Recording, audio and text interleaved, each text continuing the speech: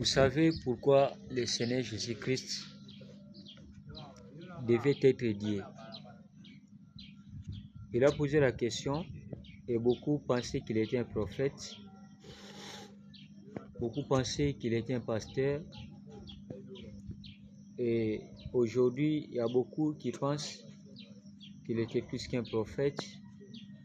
Il était tout ce qu'il pouvait être, mais moi je dis qu'il était au sommet de tout ça, prophète, pasteur, évêque, docteur. Il était au-dessus, il était plus que ça. Jésus-Christ ne pouvait être que Dieu.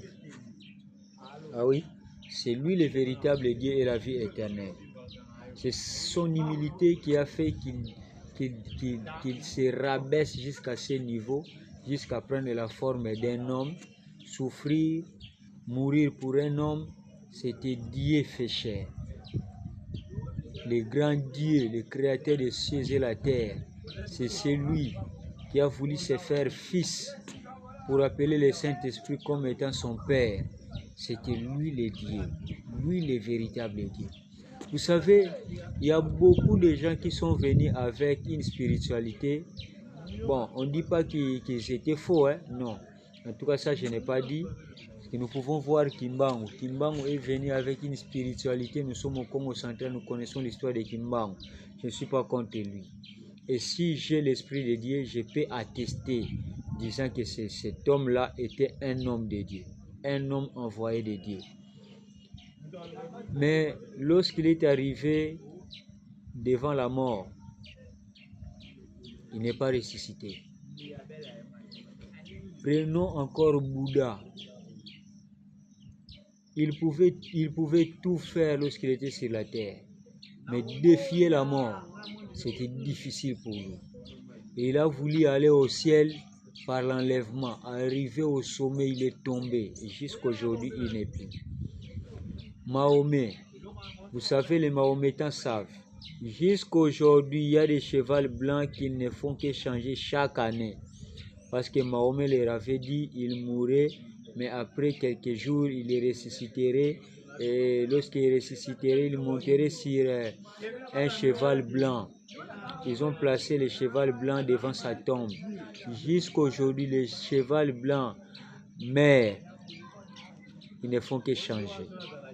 Bien aimé, la mort, c'est la finalité de la force du diable. C'est pourquoi c'était seulement Dieu qui pouvait vaincre la mort.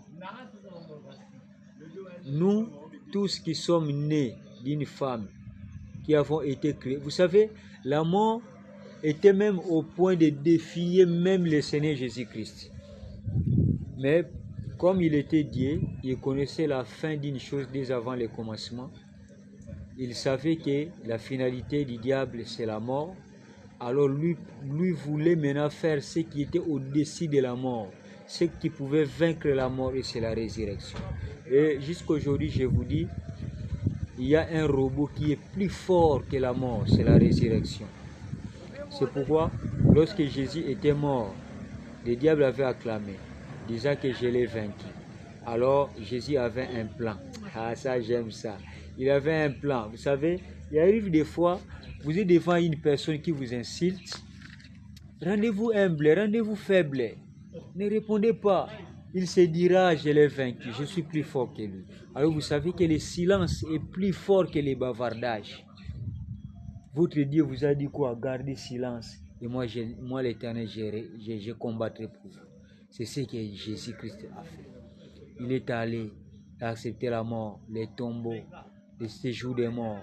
Il a ravi toutes les clés et il est sorti vainqueur avec tous les saints. Tu ne vaincras que la mort si et seulement si tu acceptes le Seigneur Jésus-Christ comme ton Seigneur et Sauveur. Paul a vaincu la mort. Il a dit, toi mort, où est ton aiguillon? Et tombeau, où est ta victoire? C'est seulement ceux qui sont en Jésus-Christ qui sont capables de vaincre la mort, les tombeaux et les séjours des morts. Ceux qui sont nés de Dieu, ils ne pêchent plus. Le salaire du péché, c'est la mort.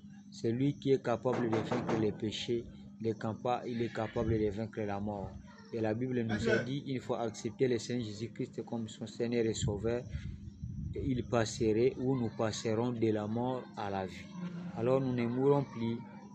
Toi également, mon frère, ma sœur, si jamais que tu l'acceptes comme ton seul Seigneur et Sauveur personnel, tu ne mourras plus.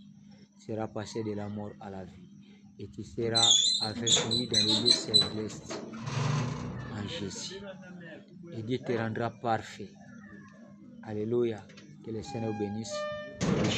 Nous vous aimons beaucoup. Le Seigneur vous aime encore.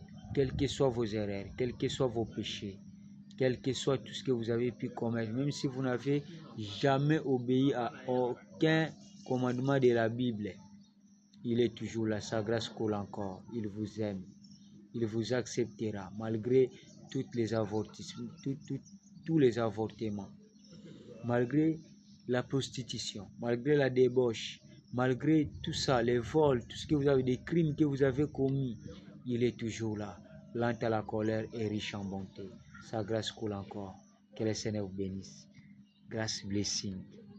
Je vous aime beaucoup.